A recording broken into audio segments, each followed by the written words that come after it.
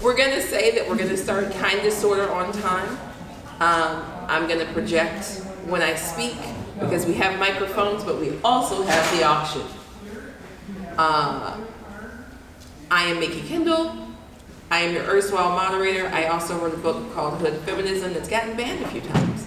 I was one of the people on the Texas list, so that's why I proposed this panel. All of you may now introduce yourselves. Am I for next? Go ahead. Yeah, I'm Richard Lee Byers. I write fantasy and horror mainly, done some superhero stuff. You can get one of my short stories in the Interdimensions anthology, the GenCon Writer Symposium anthology for this year, which you should all get. I've got, last time I checked, there's still a couple of copies of Doom That Came to San Francisco, the superhero novel I wrote for Green Ronin, at their booth in the dealer's room. And if you go over to the Crown Plaza and go in the Arkham Horror Room and go to the corner where they're selling books, they have Dark Origins and Grim Investigations, which are two anthologies, to each of which I contributed a novella. Not the same novella. Hello, I'm Rambo. I have about 300 fiction publications, most of them in short story, a number of novels.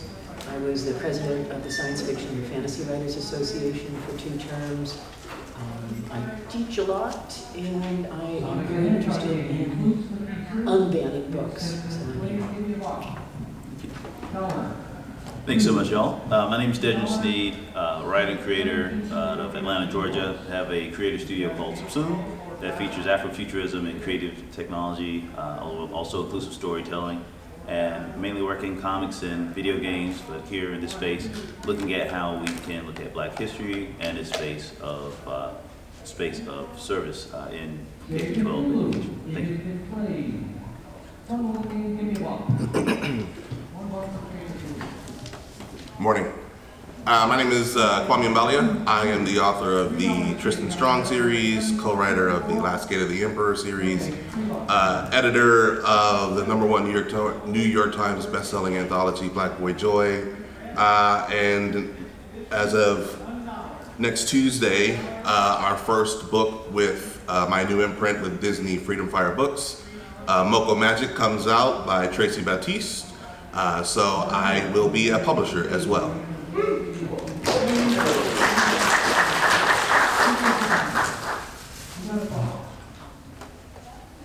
So I'm going to start this off with the most basic question. Are you going to introduce yourself, Mikki? I did. Oh, you did? Okay. Yeah, I'm Mikki Kendall.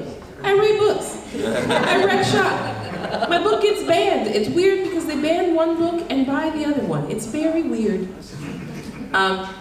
Hood Feminism is a New York Times bestseller. For some reason, school districts love to ban a book that's not really intended for K through 8 from K through 8 schools. It's not quite made sense. They buy my other book, Amazon's Abolitionists and Activists. I don't know if they figured out yet that the same name on the cover, it means the same person wrote that book and the contents might be related. We're never going to explain it to them, okay? So I was going to say the most basic question. Why do you think people want to ban books? Well, I think they want to ban books because they want to control thought and behavior, and banning books keeps alternative ways of thinking and acting out of people's heads. If you've never come across the idea, you have to come up with it yourself, and a lot of people don't really do that. I would add that I think it is a way to erase people. It's a way to erase gay and lesbian voices. It's a way to erase voices of color by just not permitting them to be there, particularly in schools and libraries where children might learn dangerous things. Right? I think to add to that, I think it is just a tactic to divide and distract from larger issues, larger spaces for us, just as humans, to connect and collaborate. And just in a simple sense, because the books typically are still available outside of these spaces, but I think being able to really just make our educational system more of a battleground, that what we're doing is just simply not setting ourselves up as humans for the best shared future.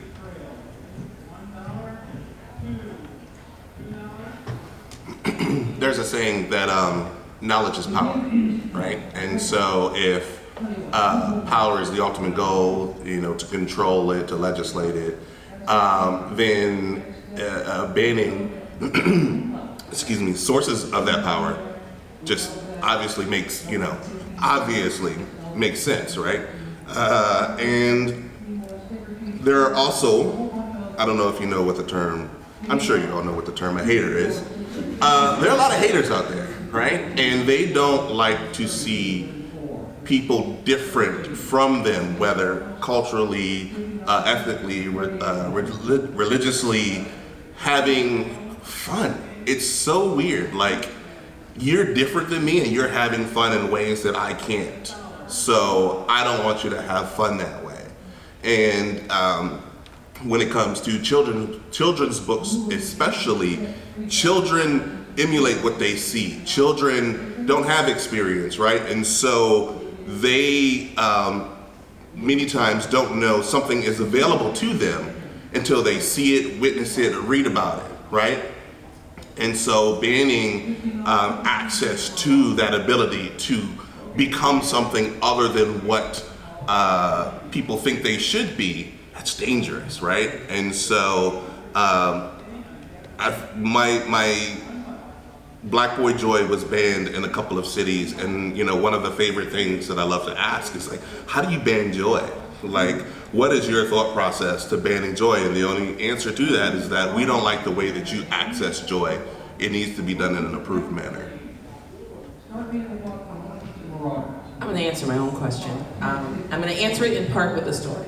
So one of the things I do is I go speak at schools, right? I speak at all levels of schools, both public, private, and in one case, a very exclusive, 160 students with an Olympic-sized pool, all girls school in a very wealthy area. Their books aren't banned. They have a library that's frankly on par with what I would consider a full city library. But those children of privilege have access to everything they could ever need or want to know. There is no question they cannot ask in that school, and that school is completely tailored to their future success. And I will say this, book bans are a tool of oppression. They are a tool of genocide. They are a way for a fascist force or fascist forces to manipulate and control some portion of the population. Currently, it's looking like the states where they have done the most bans are really cutting off their own noses to spite their faces. Their students are having a harder time this year getting into colleges. They are having a harder time with a lot of things, right? And they are having that hard time because when you cut out those AP classes, because you don't want people to read those books you banned, you are meaning that they cannot compete at the same level as other students. It is a shortfall of their planned system, but I would argue that much of this was around the idea that their kids should be able to learn, because now I'm going to tell you another secret. Many of the people pushing for book bans do not have children in those school systems or children in any school system. Their kids are grown. They can't control anything. Next question. If you could come up with 3 ways to fight book banners, what would they be? You can also reduce that to 1 or 2 if necessary. Okay, well, I'm from Florida, where we unfortunately lead the country in book banning. And the thing to know about book banning is that we do it in Florida is that a lot of it is from kind of top down, state government. State government under Ron DeSantis and his cronies, will pass laws that make it impossible to have certain books in the libraries. And debating the merits of particular books is kind of extraneous. Beside the point, you've probably all heard of what they call the Florida Don't Say Gay law. And and once you've got that law in place, then the particular content of a book that refers to LGBTQ issues is irrelevant, because if it has any reference to that at all, it's automatically not supposed to be in there. So while I think that engaging with your local school district is important, is that would be one way. Maybe running for a position that oversees school libraries, whatever your school district is important. That would be another way. In Florida, we aren't really probably going to get a whole lot better at unbanning books until we vote in different politicians. So we got to be involved in our politics at the state level. And that's the third way. Here in Indiana, there's actually a web portal that you can go to and report teachers or schools that you feel are teaching incorrectly. And you can upload the name and you upload the supporting documentation. If they're going to make something like that automated, then go in and fuck with it. Seriously, I go in there periodically and I upload memes of how great teachers are, just because. And I wrote to every government official that I thought was connected to it and said, I don't like my tax dollars being spent on that. So, A, if people are going to automate systems, that's fair game for a little chaos. And 2, make sure that your officials know that you don't approve, that you're one of their constituents, and you don't think this is cool, because you vote.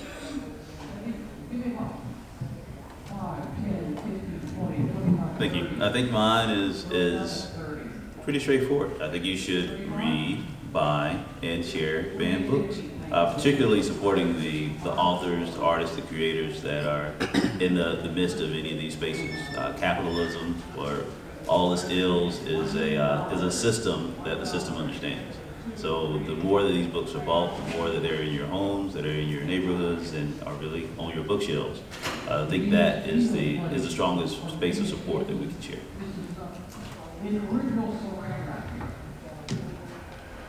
Yeah, I would actually piggyback off of that answer and approach it from the opposite direction as well. So it's a two-pronged attack, and say that,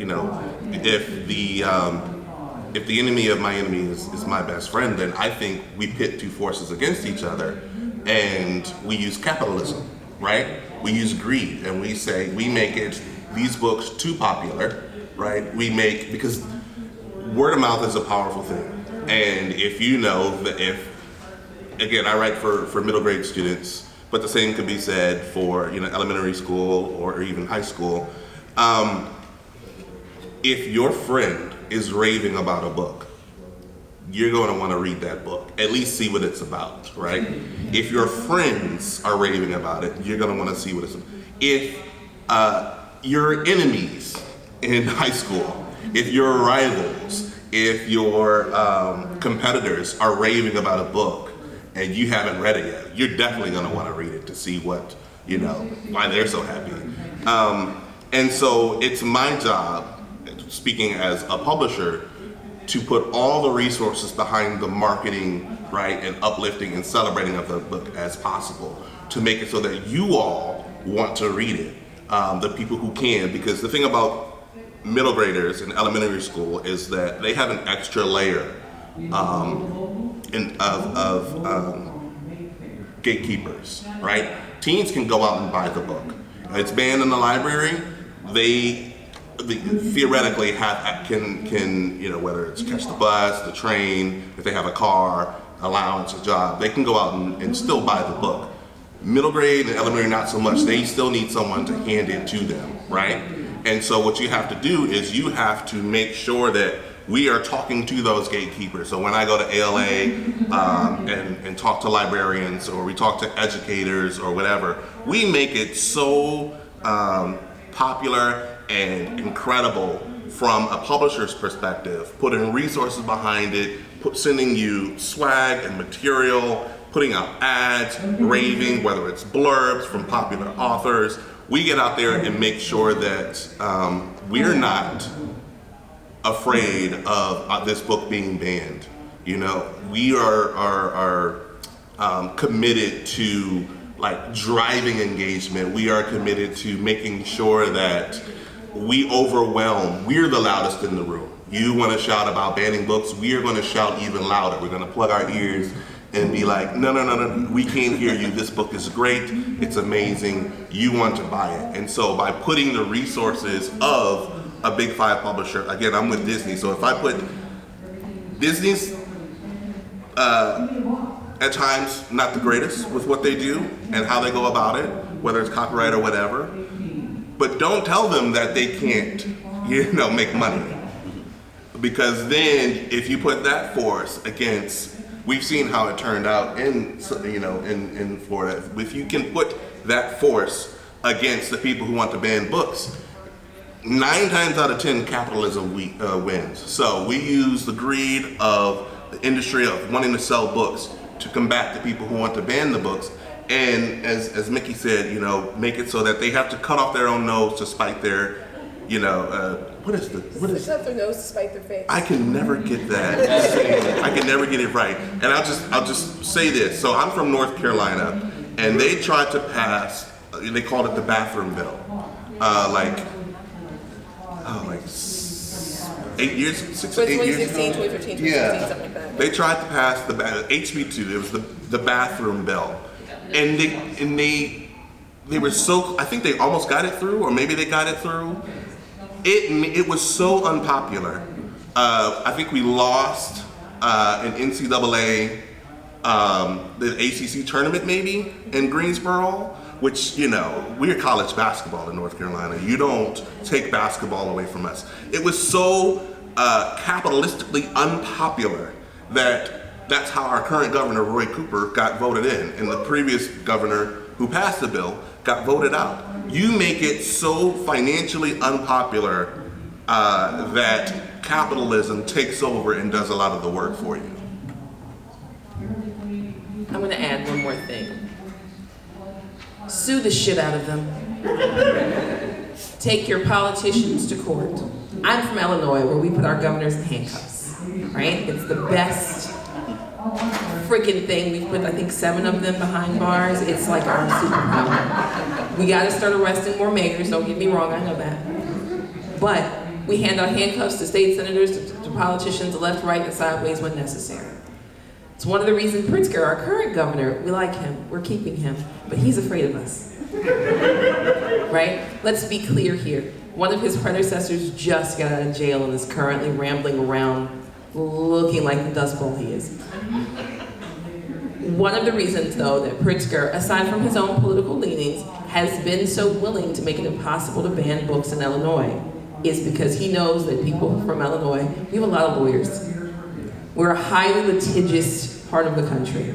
And if you want to ban books, we will take you to court. We will take your school district to court. We will take the group attempting to ban books to court. We will take our governor to court. They don't want to go to court. And here's a fun fact. You may not think you have standing in your area, but if you live in a school district, you have standing. If you have a friend that's a lawyer, or you are an attorney, or you want to get together a group of parents to sue and make it a First Amendment case, you can do that. It's not just publishers and librarians that can sue government agencies. One of the things about the civil rights movement that's sort of been forgotten, because we talk about the marches and the protests, most of those rights were run in a courtroom. Sue them. Sue them to the white meat, and they will have to back down. Because at the end of all of this, it is your kids' educations that are at stake, and they don't have a right to curtail your child's education. So, oh, we have a question. No, I have a comment. Also, you may not know in Florida, but if you hear a book is banned, go to your library, ask for it. If they don't have it, in a library alone. Next week, have your friend do the same thing. Again. Librarians love a fight. So to respond to that, so far in Florida, I think the focus has really been on banning books in school libraries. Your local library probably is not the focus of book banning so much, at least at this time. I'm sorry. Is that John Hammond? Did you? Thank you, sir. Thank you. In the purple had a question. We're doing this all out of order because we keep not having time for questions in my panels. Yeah, sorry, just trying to think through, if you don't have lawyer friends, I mean, how do ACLU? You can go to the ACLU and ask your local ACLU chapter to represent you. Awesome, thank you. Right.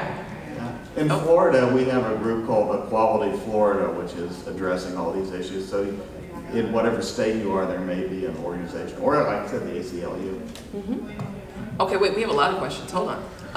First one all the way in the back. I'm local, we make national news with our public libraries due to not banning, but censoring. I think those two terms get confused. Yes. And we put up a fight and changed our library board because they were taking books and censoring them. They were taking them and moving them from one section of the library to another, so they're part of a fine. Yeah. So what are your opinions on censoring versus banning and stopping the censoring, or just being aware? And to your point of lawyers, I mean, speaking out, I wrote one email to my social media, and I got 60 emails to a school, to a library board member, and had an impact. So don't think that one person can't have an impact. You can, and it takes a community to stop the banning and the censoring. Otherwise, the people banning will be running for lieutenant governor, in the next month, which is, again, One thing about censoring, so my book keeps getting pulled out for review, and a young woman in Jupiter, Florida had the best possible idea. She wrote to me and asked me to help her get 45 copies to give away through her technically not involved at the high school charity organization, right? I was concerned because I said this could get you in real trouble. Can I at least talk to your mom? Her mom is an attorney, and her mom said, I hope they fucking try me. Jupiter, Florida. And I think we are not understanding how much kids are already doing exactly this thing. Because that girl's like 15, 16 years old, and she just was like, hey, they said that your book has been pulled for review. If I hand a bunch of copies out, they can't stop me. And that's exactly what we did. There was other hands. Can I add something? When I was kind of researching for this panel, one of the things I ran across was the Brooklyn Public Library has actually implemented a nationwide program where people under 21 can check out banned books. It's worth taking a look at that. Okay, the next right there.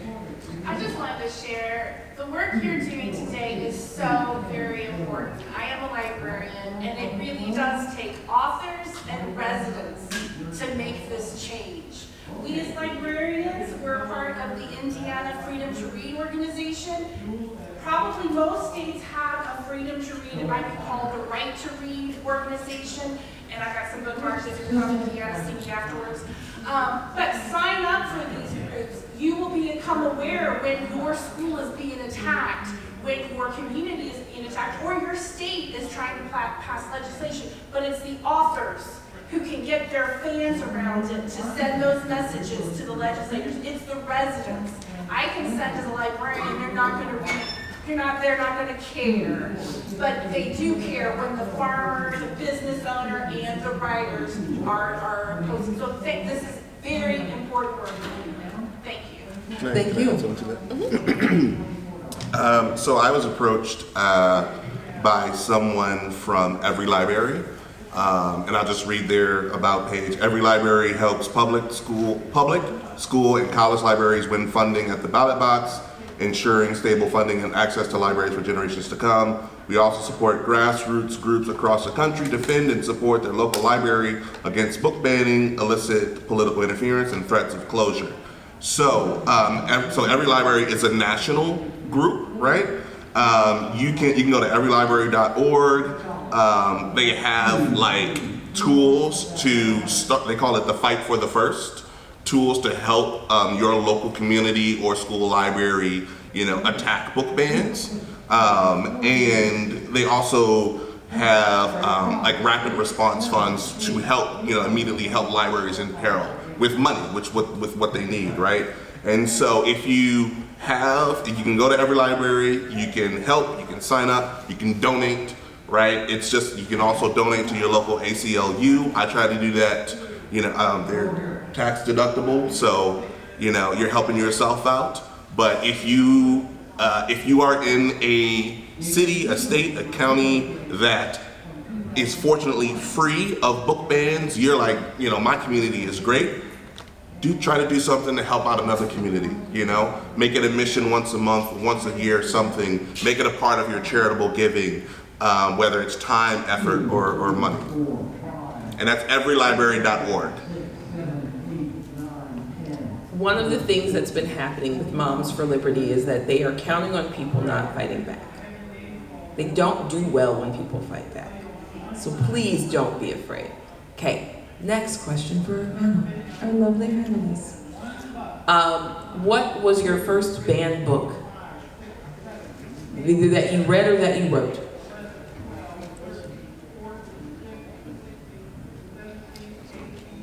I think it would have been The Diary of Anne Frank, which banned that. My God. Mine was Roll of Thunder, Hear My Cry. That was banned? Yes. When? Oh, it I was. loved it. Listen. That's what I'm trying. Hold on. Listen, I'm not about to tell you that this part makes sense. Have you ever looked at the reasons books get banned? Okay, fun fact. Hood feminism got banned for nudity. There are no pictures in hood feminism. Right? Everything, Judy B. Jones, all of those books get banned. Sweet Valley High has gotten banned. In the case of Roll of Thunder, Hear My Cry, I believe it was banned for inciting racial hatred, but I could be wrong. I've read like 6 different reasons it was banned, because apparently fighting back against a racist in a book is offensive. The reasons are not as logical as you think they are. And most of the books that you think of as enduring books have probably been banned somewhere. I guess the first book I read that has been banned is Fahrenheit 451.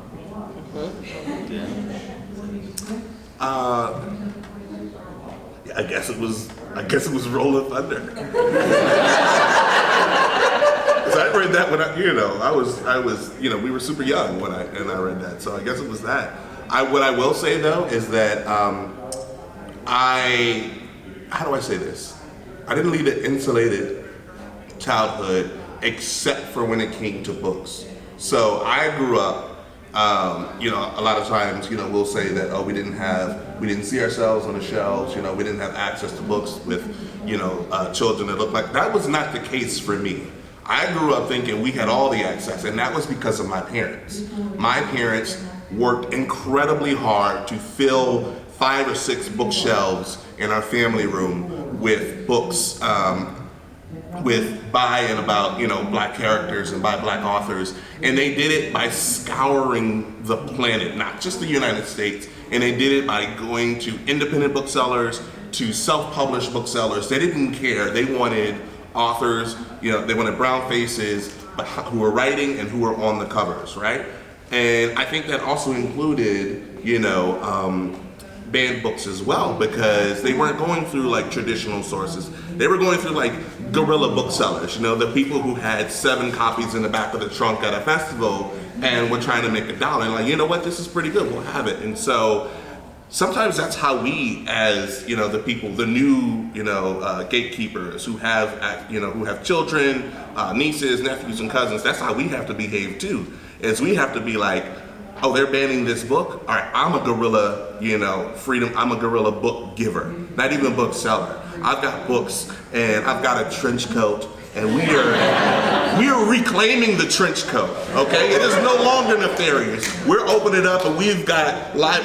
I got Roll of Thunder right here, and I'm handing it out. Hey kid, you want literature? Passing it out. Come to my library van. Here are books for you.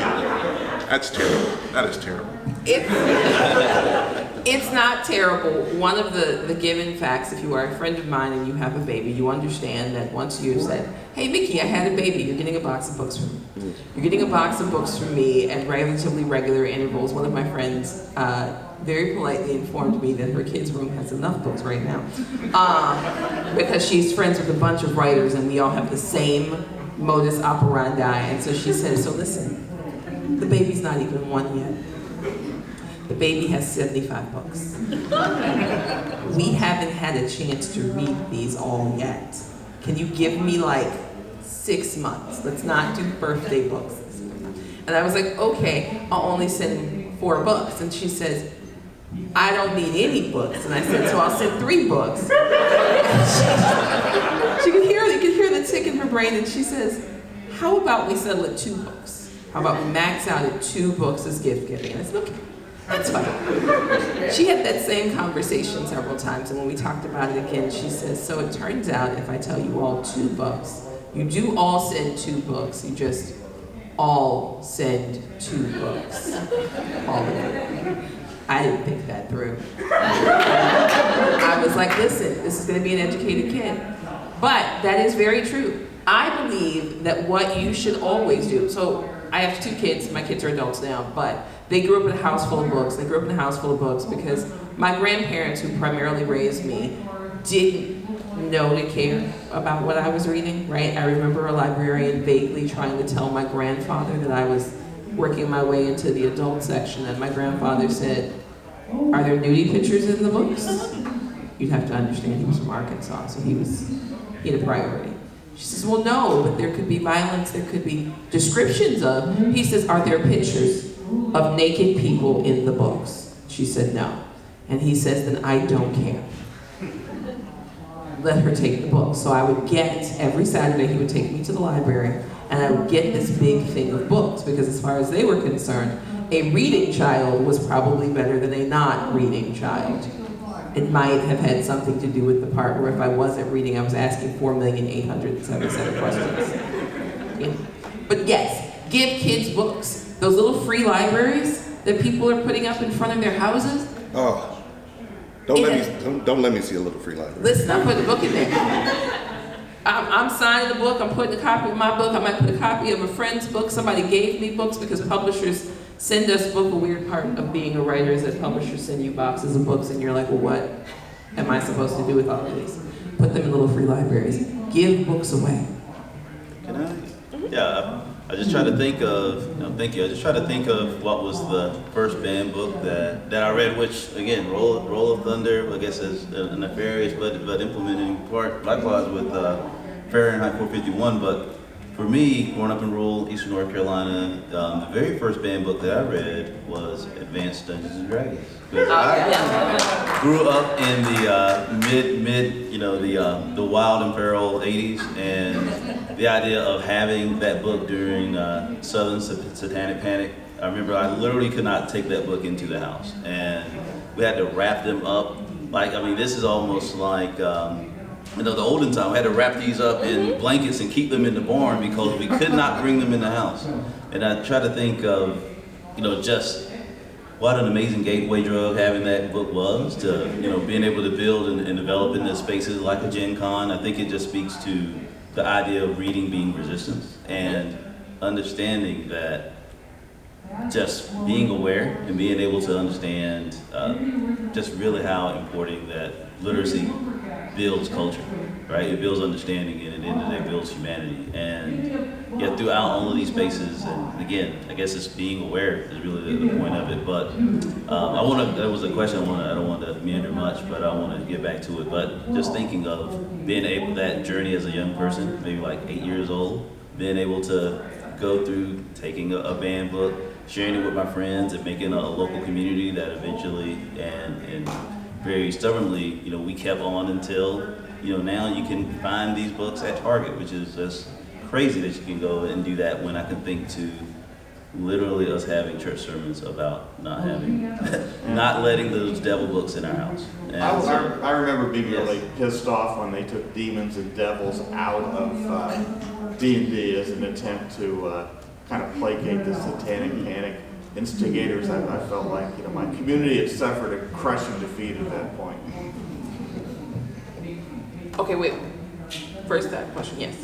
So just to kind of combine the ideas here, following the banning of Dungeons and Dragons, their sales quadrupled And it's like, what's the attendance? I'm not saying like TV is the sole reason that we have the attendance here, but have you seen the attendance at this con? So. I mean, as somebody in the state that did not have we had a version, but our version, Illinois is a weird place. We're gonna fight with our politicians more than we're gonna worry about what your kid is reading, right? We are gonna have problems, don't get me wrong. One of the weird things is I remember that panic, and I've heard other people tell this story of having to hide the books. And what was happening for me as a late 80s, early 90s girl is that they were everywhere. Everyone had copies of this book. It was like they were in the bookstore, sure, but people were giving them to each other. Oh, I finished this, you know, I got everything I need out of this, you can have it. And it was passed around almost like, I don't know how many folks in here remember V.C. Andrews, like the 6th grade stage of Reading Getting Flowers in the Attic. But like, Flowers in the Attic was also supposed to be a thing we weren't reading, and I just remember the girls were like, absolutely, and listen, we might have the Dungeons and Dragons book, and then we had like V.C. Andrews, and maybe a couple other things, and we were passing them around in 6th, 7th, 8th grade. I never could figure out how book bans were supposed to work, because we would hear about them, but you can't keep me from getting a book. What do you think this is? That was like our attitude. There's a school district near me that pulled Uncle Tom's Cabin because they felt the title was racially insensitive. There's another one that pulled The Diary of Anne Frank because of tensions in the Middle East. It feels like there's a pretty good playbook to prevent cancellation from crazy people on the right. What do you do when there's calls to pull a book from crazy people on the other side, though? Because it doesn't feel like there's a good playbook for that. Oh, there absolutely is a good playbook. You remind them that it's history, right? The thing about history, both good, bad, and indifferent, is that when we hide it, all we are doing is normalizing erasure. A weird thing that is happening functionally, and this is now me on a soapbox, sorry, is that people are saying we don't want to talk about the civil rights movement and why it happened. We don't want to talk about Jim Crow. All of that anti-CRM, anti-DEI stuff is a bunch of people getting nervous about the names and the places where their families show up, right? Ancestry has unwittingly, I'm not going to tell you Ancestry and DNA collection is good or bad. I am going to tell you that Ancestry has unwittingly opened a Pandora's box for a lot of people about the stories that Grandma and Grandpa told about what happened when they got here. It is very difficult to hold on to the idea that your family had nothing to do with slavery, nothing to do with Jim Crow, when the DNA tests and the genealogy maps say something different. And what you're seeing from people on the left and the right is folks getting nervous as they look at those pictures and realize that their kids might realize that's Grandma and Grandpa screaming at Ruby Bridges, right? Because Ruby Bridges is in her late 60s. Not only is she still alive, she's on Instagram. This history is so close. And your answer is always, burying the truth about history can only end in disaster. We are doomed if we don't learn from our history. So we have to teach it, all of it. Yeah, I mean, to that I would just say that I don't see any reason why the same tactics wouldn't work whether you're dealing with a challenge from the left or a challenge from the right.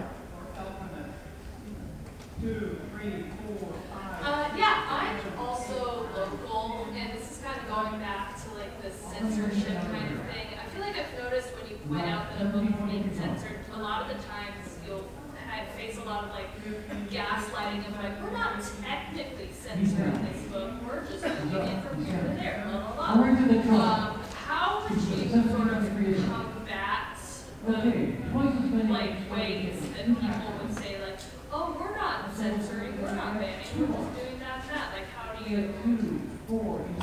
do you tell them that yes, they are actually censoring and banning books?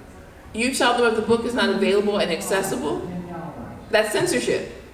And then, because if it's a government entity doing it, I'm going to remind you again of what the First Amendment says, right?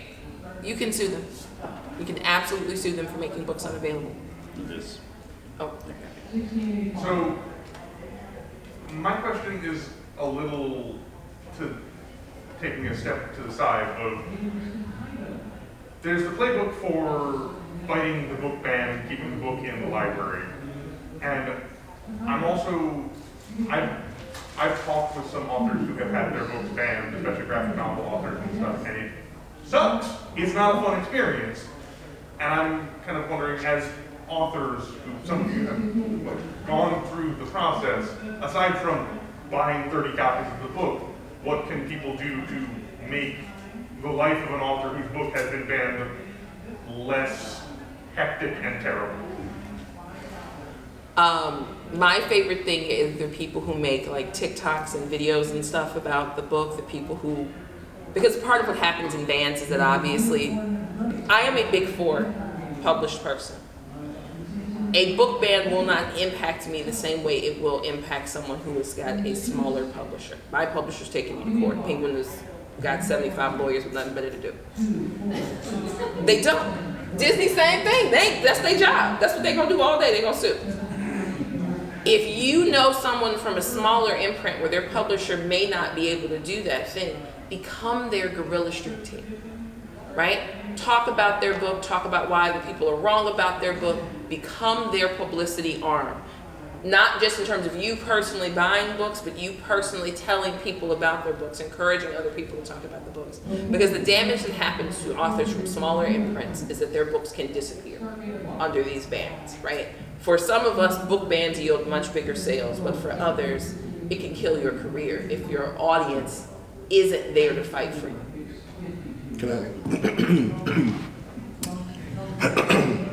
There are a myriad of reasons why the U.S. government wants to ban / take over / control TikTok.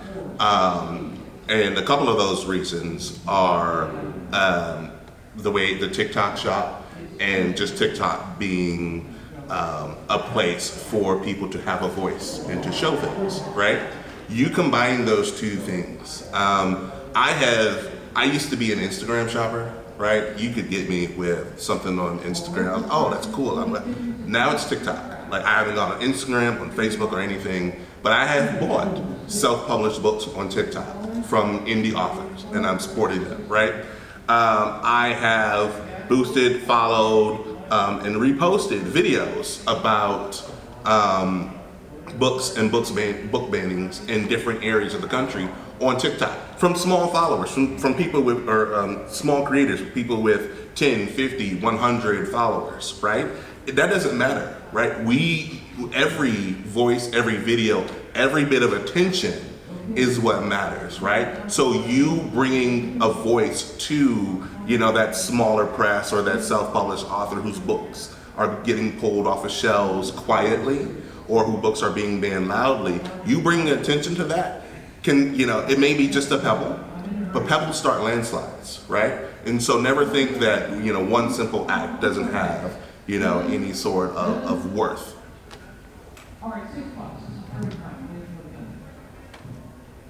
Anything else? Okay. In the green in the back. Hello, I'm a catalogger at the Kansas City Public Library. It's amazing to hear you all talk about this. In Missouri, we have a law that was ran through by our Attorney General that makes it illegal to provide vaguely worded, inappropriate materials to children. And what we have been doing at a very large scale is going through everything in the juvenile section. And if we think it's going to be challenged by the state, we do two things. We remove the suggested audience in the library catalog and set it to not applicable. And we reassign it to the adult section. That way, the state cannot come after the librarians for providing materials to minors because it's in the adult section. There is absolutely nothing to stop young people from walking into that adult section and checking it out. So if you are not finding a challenged title at the library, you need to see if there is some guerrilla access being provided. Excellent plan. On the other side, there are parents that are concerned their kid's gonna, get that book that has that line drawing of whatever. How do you, I don't want to use the word compromise, how do you address their concerns? I mean, they think the answer is censor the book, move it to the adult section, or ban the books.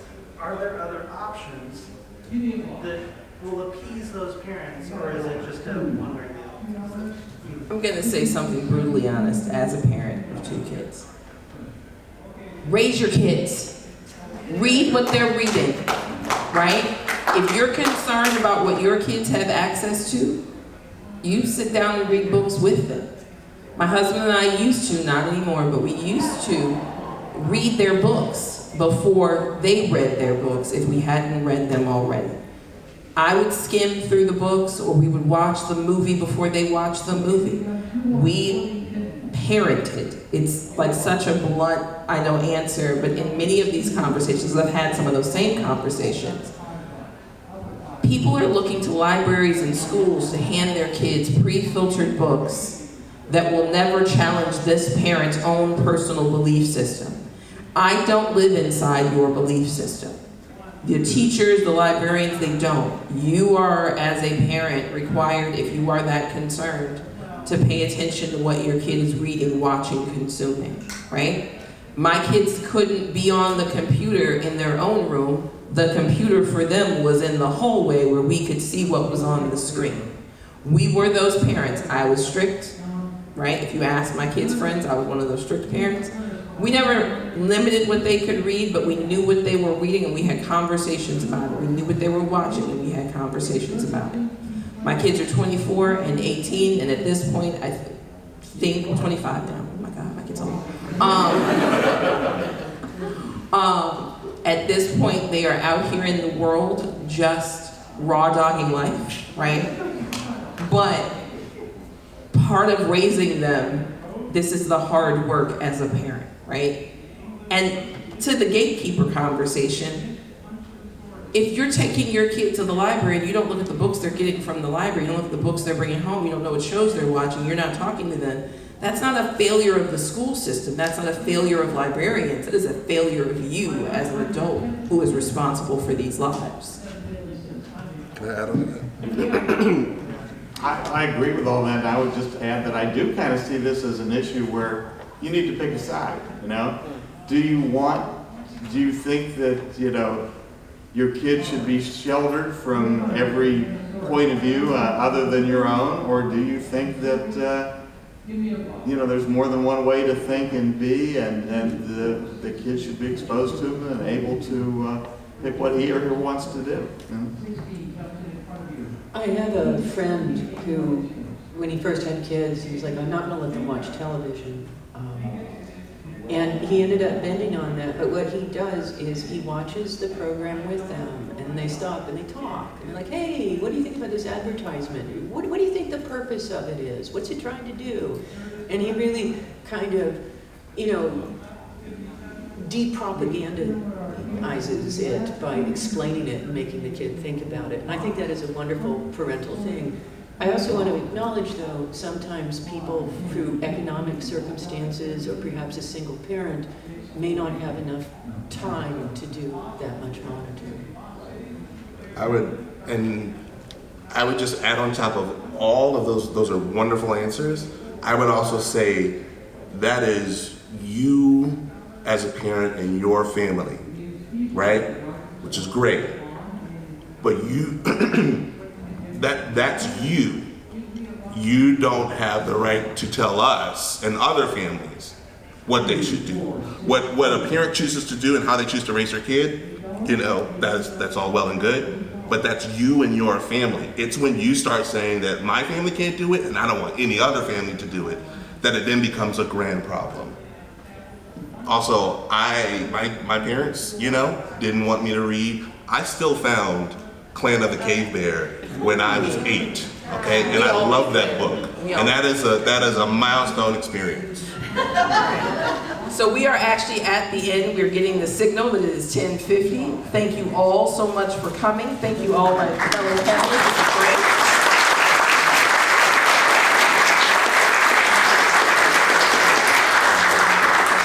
Please go out and fight for your right and your kids' rights to read and be educated. Thank you, Mikki.